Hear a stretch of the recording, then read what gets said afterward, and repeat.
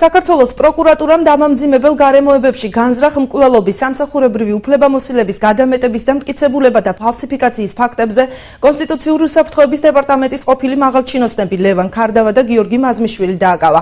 ასევე გამოტანილია დადგენილება კონსტიტუციური უსაფრთხოების დეპარტამენტის ყოფილი დირექტორის დავით ახალაიას ბრალდებულად ცნობის შესახებ.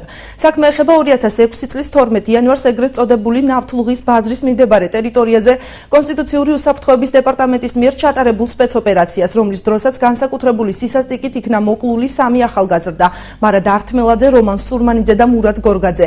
გამოძიება მიმდინარეობს საქართველოს სისხლის სამართლის კოდექსის 119 მუხლისა და თქფ პუნქტებით.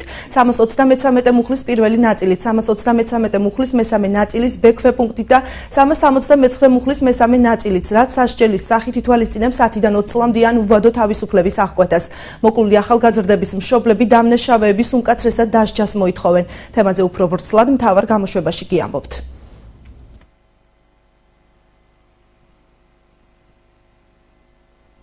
საქართველოს პროკურატურამ დამამძიმებელ გარემოებებში ჩადენილი განზრახ მკვლელობის, სამსახურებრივი უფლებამოსილების გადამეტების და მტკიცებულებათა ფალსიფიკაციის ფაქტზე კონსტიტუციური უსაფრთხოების დეპარტამენტის ყოფილი მაღალჩინოსნები ლევან ქარდავა და გიორგი მაზმიშვილი დააკავა.